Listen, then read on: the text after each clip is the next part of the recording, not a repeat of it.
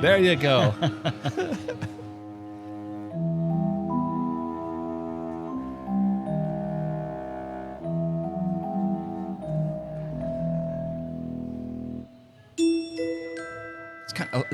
I feel like we should have like little ceramic baby dolls or with eyeballs and stuff in the background. Or no eyes. Something like that here in the background.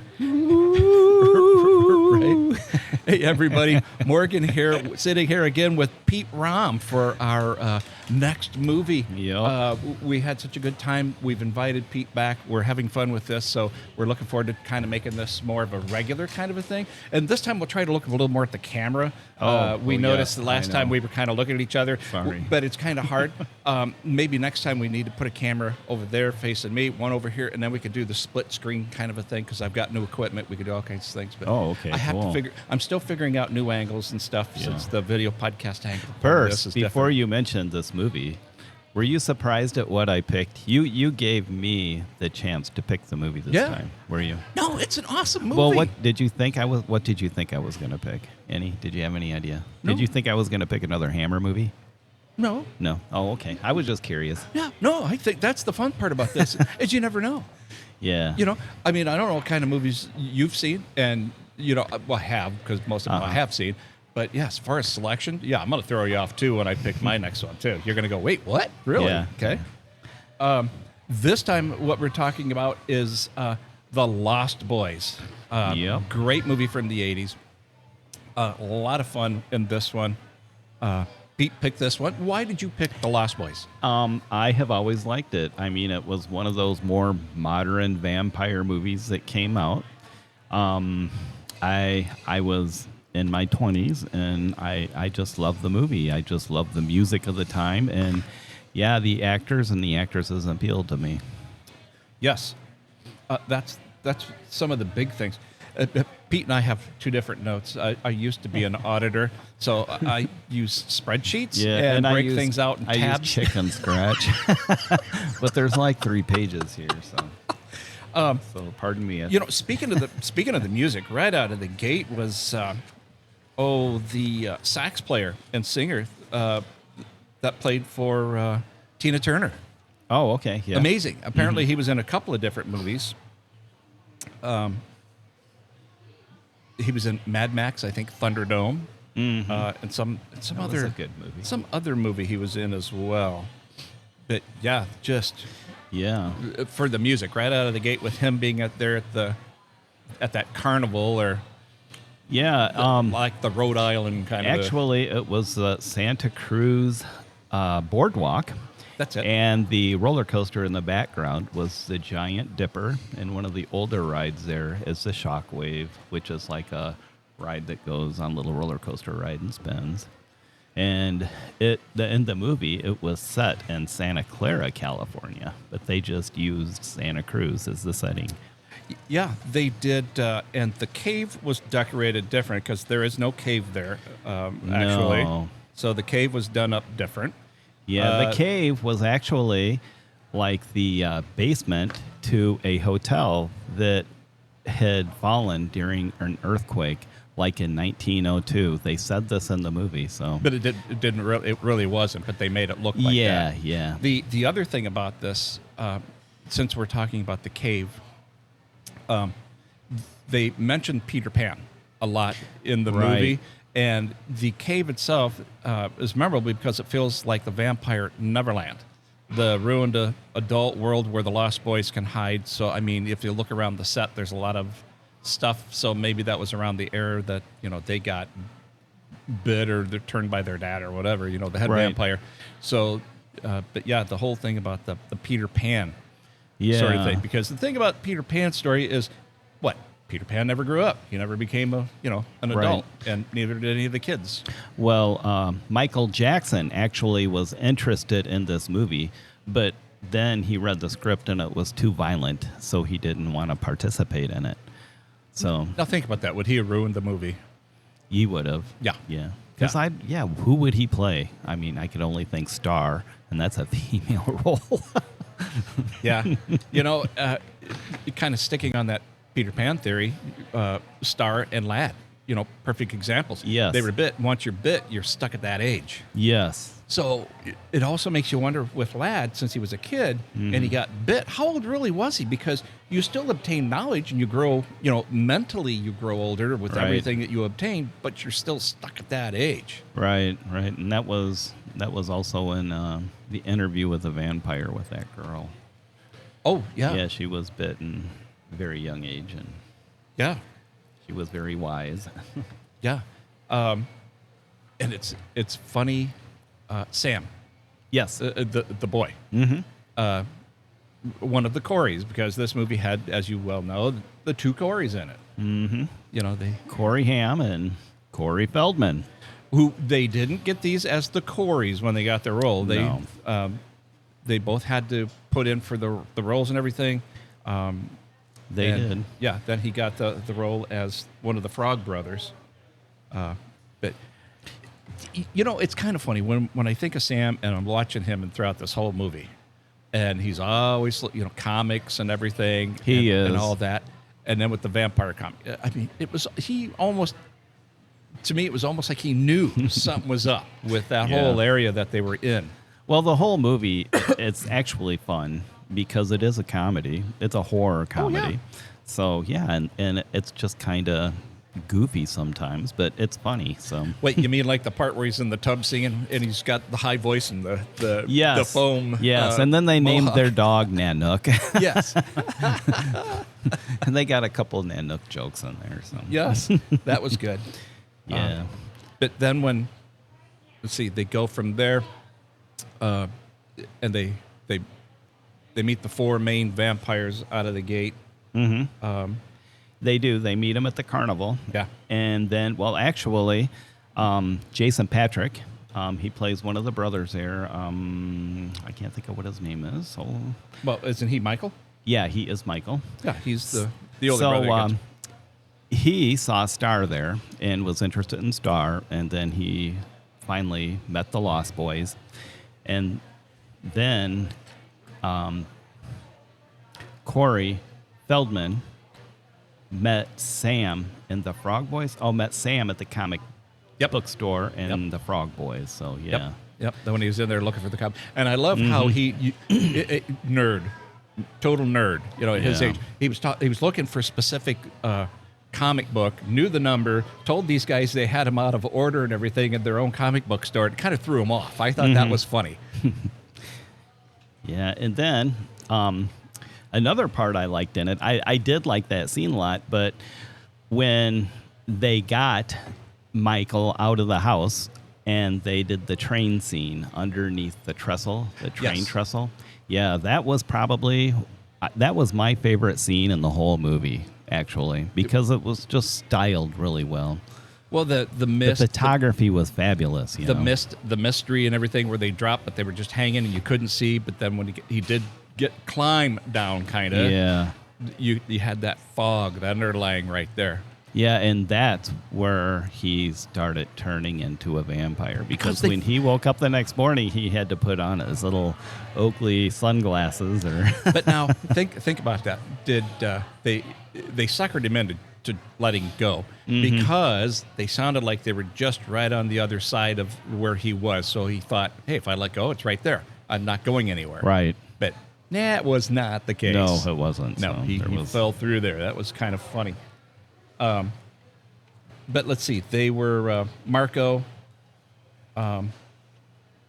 Paul, Laddie, Star. I'm trying to think of all the actors that were the vampires.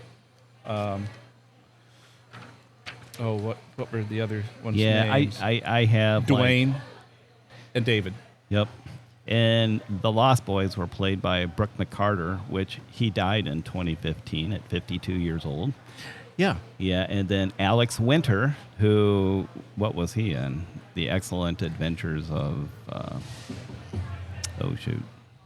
with Keanu Reeves. Bill and Ted? Yeah. Bill and He Ted's was- Excellent Adventure? Yeah, he was Keanu Reeves' partner there in that movie. Was he? And then Billy Wirth, and he had a horror show that he was part of that was really good. It was directed by Abel Ferreira, and it was 1993's Body Snatchers.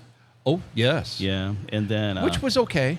yeah, I liked it. I thought it was decent. And then he was in Charmed. He was a cast member in Charmed. Really, I watched that one, the original series. I didn't watch Yes. the remake. The original series was pretty good. Yeah, and then I don't. Oh, and then Diane Wiest, she's won an Oscar in a Woody Allen movie, and she was in this. She played the mom of Sam and Michael. Right. Yep. She was in a lot of stuff, though. Yeah, and Jamie Gertz, who played Star, you know, she is a multi-millionaire Yes. nowadays. She married a movie Mongol or a music Mongol or something like that, and yeah, she hardly works anymore. Wasn't she also in Twister? She wasn't Twister. That's what I thought. Yeah. Yes. She was the psycho. Yeah, and she was analyst. also in Less Than Zero, if you saw that. I don't think I saw that one. Yeah. You know, one of the characters I really want to talk about, and was one of my favorite characters, Grandpa. Oh yeah, Edward Bernard. Yeah, The whole house, when you looked at this house, looked like a trap. Mm-hmm. You know, he had antlers and large wooden stakes everywhere, and it just looked like it was a vampire nightmare, which made us wonder through the whole movie. And he even made mentions about going into Santa Carla, but when he there at the end, when he stakes the vampire by driving his truck through the front of the house, yeah. you know, it was loaded. Why would you drive around with those big? Well, he was prepared. He knew what was going on. Yes. Everybody thought he had a senility issue, but I think he was straight on. Well, especially when he came in and he killed the head vampire, and Uh-huh. he walked past everybody, and they go, "Dad, are you all right? Are you?" And he didn't say a word. He walked quietly, stood in the kitchen, got himself. Was it Yahoo? What was the pop he was drinking? Yeah, it was a Yahoo. Opened it up, closed the door, and everybody was looking, and they're like, why isn't he answering? And then finally he made that famous line Yeah. about the vampires. That's one thing I hate about Santa Carla. All Yes, the damn yes. vampires. Oh, So it made you think, okay, this guy is a vampire hunter. You know? Mm-hmm. I mean, that's what because it just leads you to think that throughout the whole movie. Mm-hmm. Yeah, I mean, the fight with the vampires in the house, you know, everything was right there. Well, most of the comedy relief seemed like it came from him also, Yes.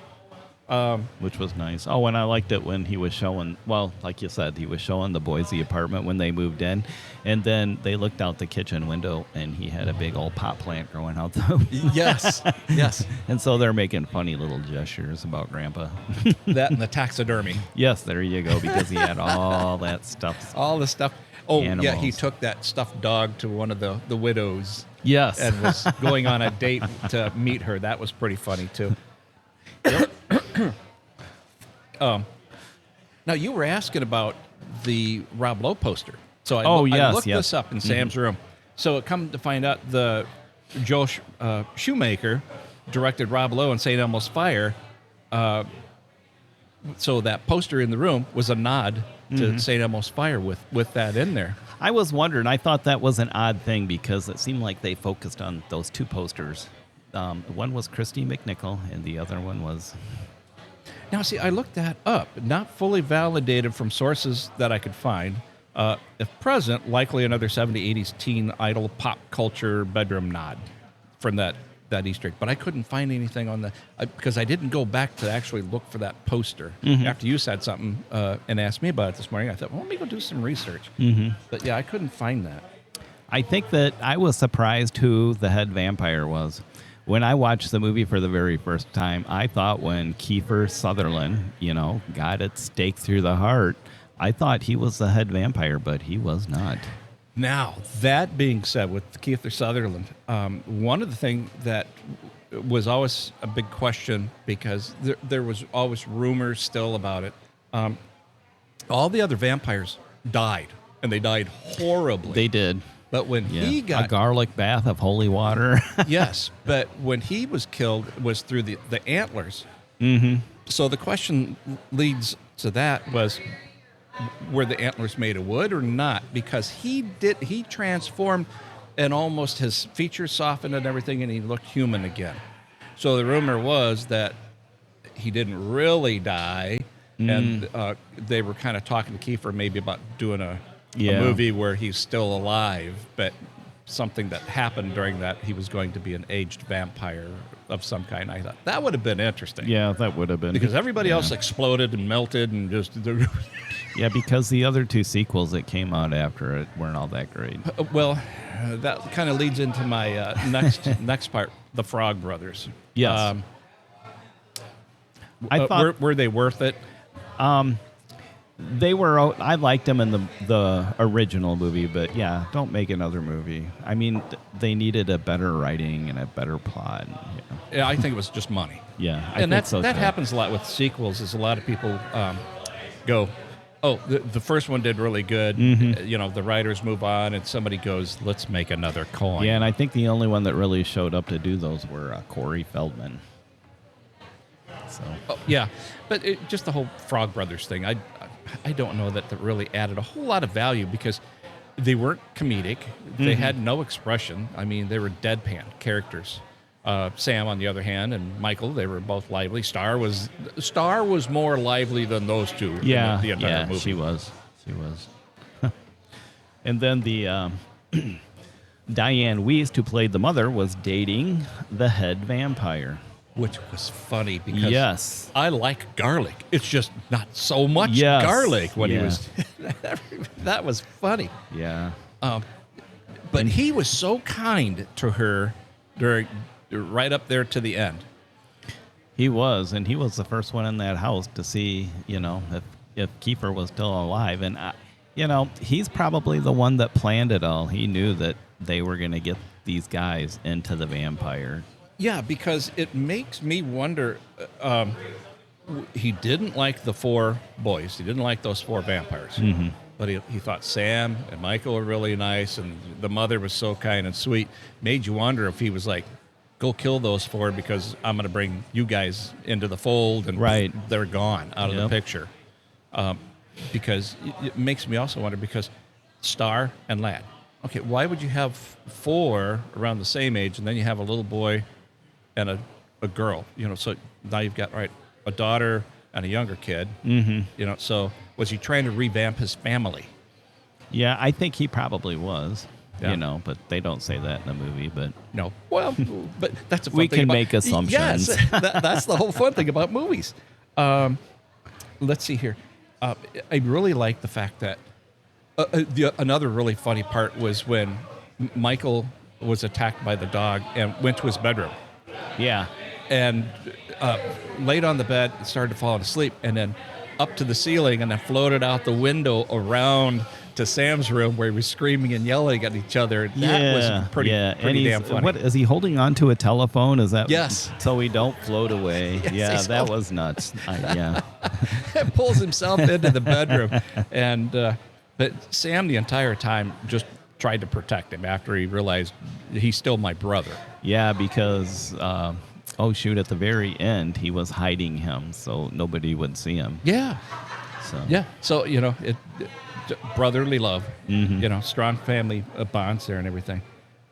All in all, on a scale of 1 to 10, I'm going to give it probably an 8.5. Oh, okay. Because the music was awesome. The music they took reminded me of a lot of MTV. The music at the time, Right. the era was perfect. It seemed like whoever put the music to the video, because usually they film everything and then they give it to the music artists and everything, and then they put the music to certain scenes or background or Yeah. anything. One was People Are Strange at the very beginning. Morrison. I know. I love Perfect. that song. That's one of my, And then what favorites, was so. down in the cave? The big picture of Jim Oh, Morrison. yes, you're correct, So yes. that kind of led right up to it. I thought that was a pretty good, nice call out to that. What were your final thoughts on The Lost Boys? I've always liked it. It's always been one of my favorites. It's not a perfect film, I know. It's cheesy, and I would probably, you give it an 8.5. I'd probably give it maybe an 8. Okay. Yeah.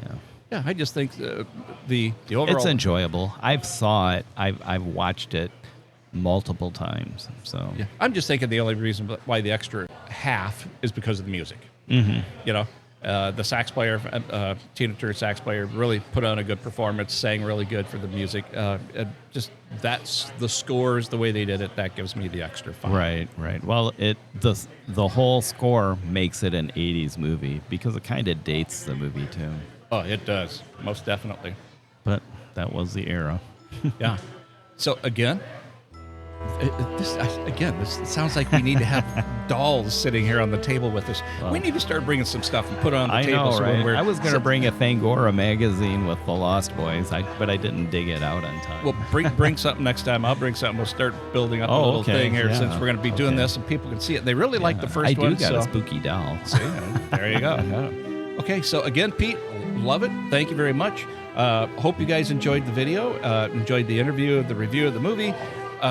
We're not be a surprise to see what comes next month, but this is a lot of fun. Pete, once again, we definitely want to make a call out to Jason O'Neill in the Cork and Tap in Oregon, Illinois. Thanks, if you're guys. looking for a comfortable place to hang out, we definitely recommend come on into to Cork and Tap. Tell them that you heard us, you saw us on Life Unscripted with Morgan and Chris, and Pete, Raum, and Morgan. We all say, let's toast to Cork and Tap and Jason O'Neill. Thanks for hosting us. Cheers. Pete, again, toast to you. Thank Yep. you, sir. We'll have you back real soon. Thanks. Oh, I'm looking forward to it. Yep.